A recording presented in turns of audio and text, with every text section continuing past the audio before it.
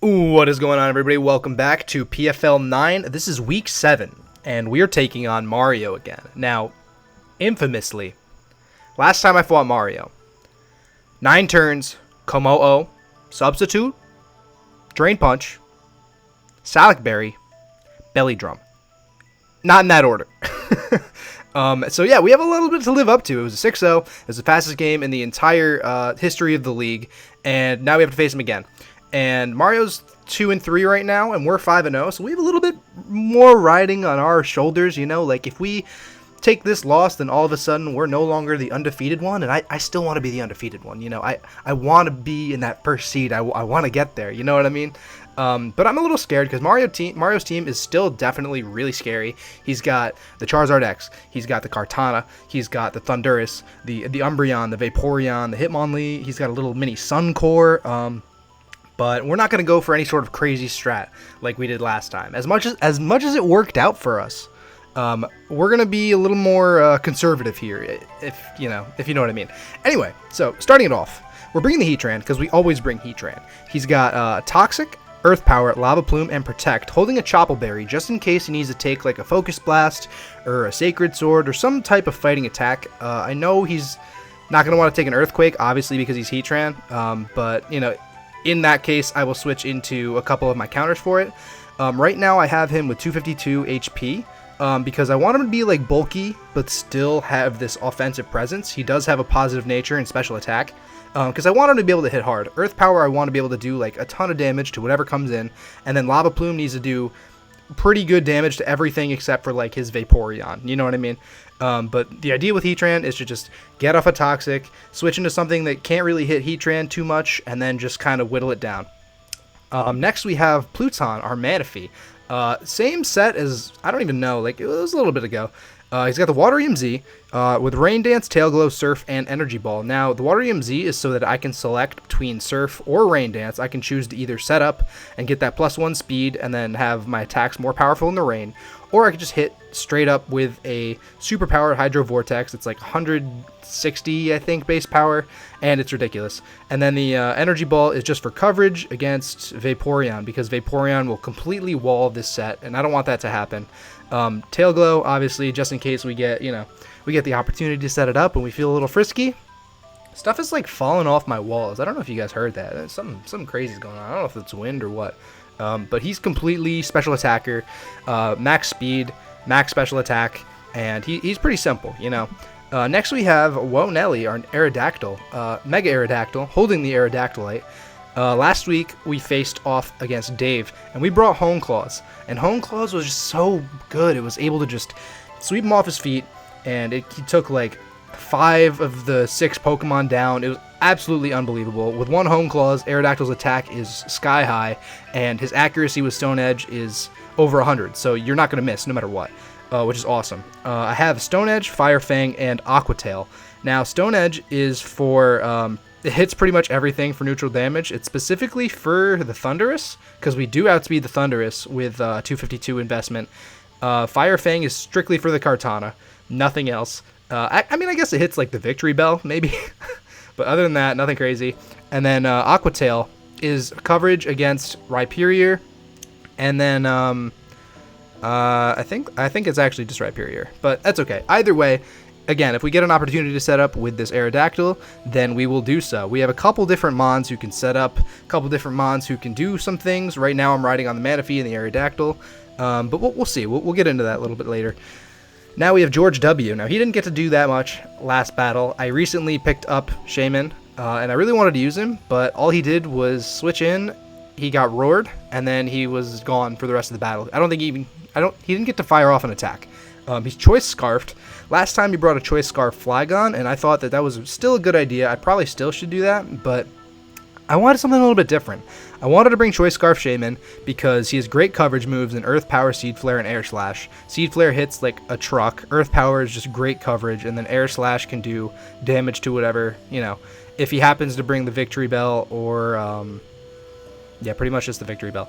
But a Choice Scarf Healing Wish will completely heal any Pokemon that wants to come in. So let's say that Aerodactyl he's got, you know, he's Toxic. He's got 25% HP. I switch him out. I put in Shaman. I Choice Scarf Healing Wish. Aerodactyl's now all of a sudden good to go again. He's threat times 2. He's back. He's back, baby. And that's the idea behind the Choice Scarf. Now, max special attack, max speed, do the most damage, get in, get out, get on with your life. I promise I'm not sponsored by Ace.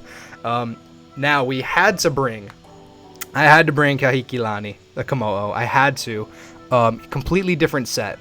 I want him to be terrified of this Kommo-o for no reason, because he is defensive, he is bulky, he's got Stealth Rock, Drain Punch, Dragon Tail, because in case he wants to set up or anything like that, and then Earthquake for coverage. With the leftovers, he's going to live pretty much everything. He's a positive defensive nature right now. I think I am still going to keep that because he's kind of our counter-ish to Kartana, or at least our check to Kartana, in case he doesn't have Swords Dance up or whatever. And he also has Bulletproof, which I don't know if that'll come in handy. I think it does block Focus Blast, though, so we might be able to switch in. No, we can't really hit Thunderous with anything, can we? That's alright. It's not a big deal. These are the coverage moves that I want to go with. And this Kommo-o hopefully will spark some fear in our enemy's heart.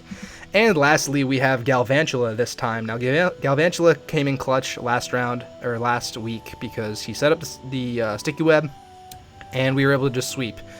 Alakazam got slowed down, and then we set up, and it was just well on its way.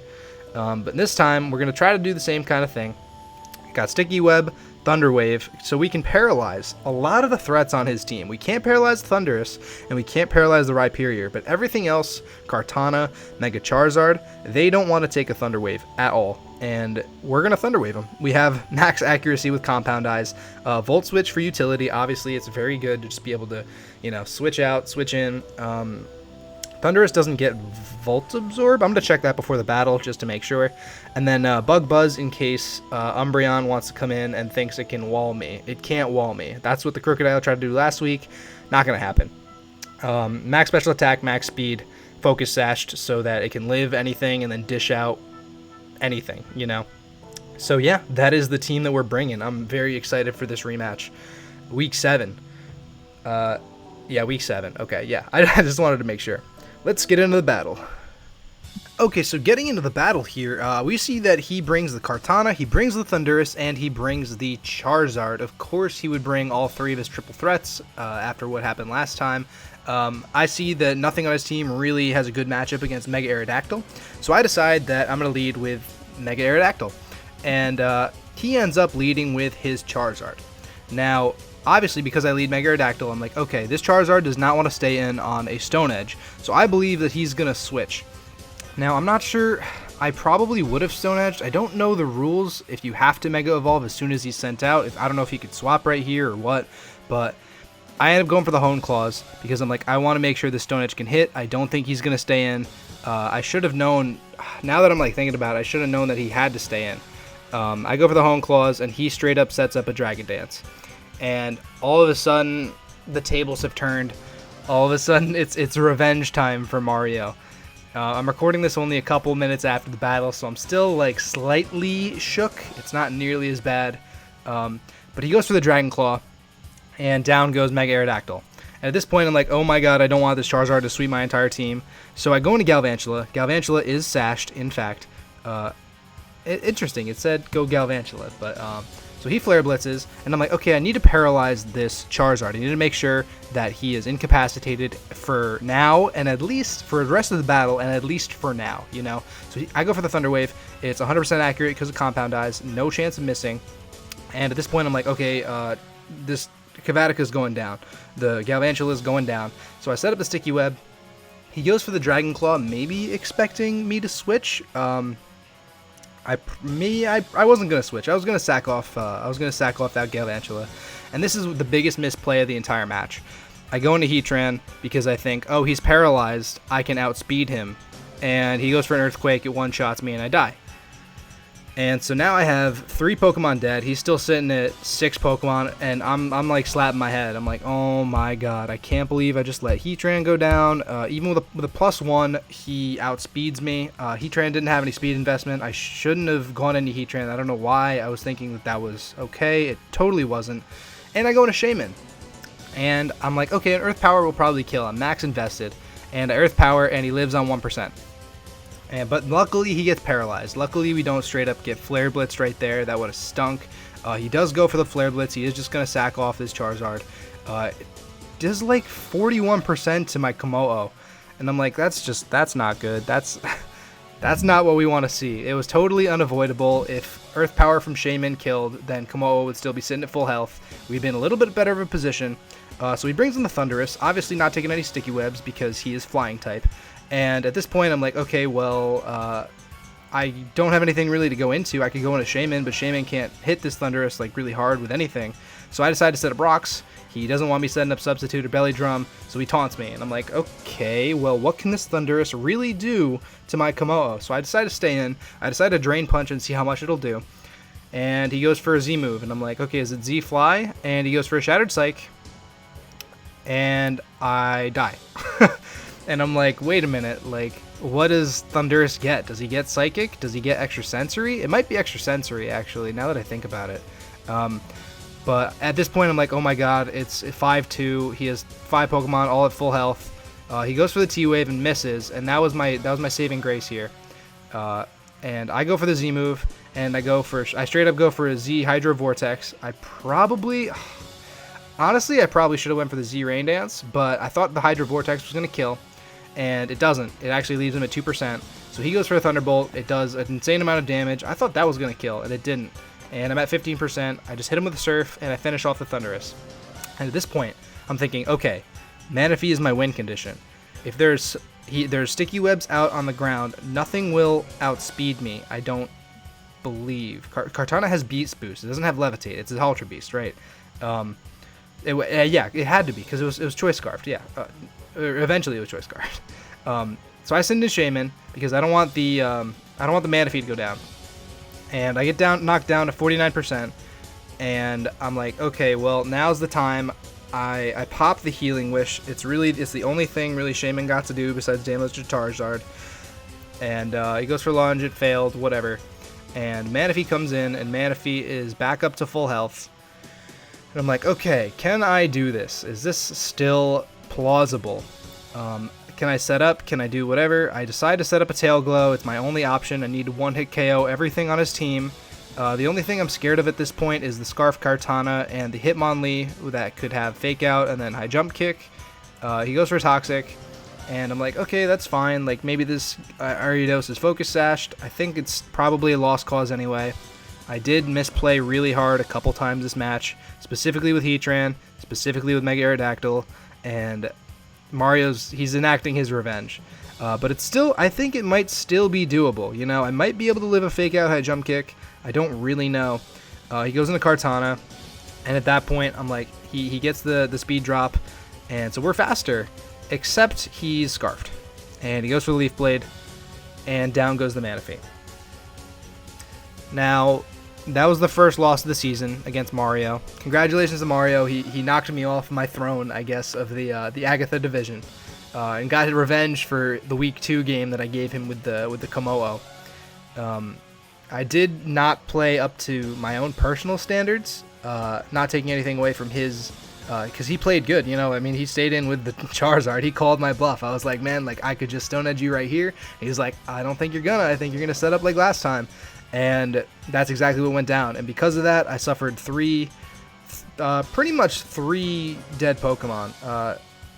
Yeah, exactly 3. The Heatran, the Aerodactyl, and the Galvantula. But we're still 5-1.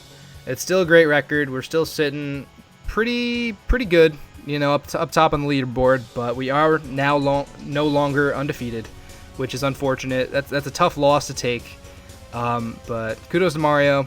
And we will be back next week where we're taking on Mike. And we've never fought Mike before. And I'm pretty excited for that. Now that we're no longer undefeated, I feel like a pressure has been lifted off me a little bit. It's like I went in this game like, oh my god, like I can't lose. And then I lost. And now, you know, 20, 30 minutes later, I'm like, okay, well, now I'm 5-1. Like, now, I'm still doing good. It's just, you know, so there's less pressure, and I'm kind of happy about that. But yeah, next week we're taking on Mike. Mike's team is scary. We will prep for that and whatnot. I have something in the works for you guys that's not the PFL. It's not quite ready just yet. I finally found like a little block of free time to get it done or at least started. So keep an eye out for that. Otherwise, I will see you guys next week for week 8 of the PFL. Stay tuned, and till next time.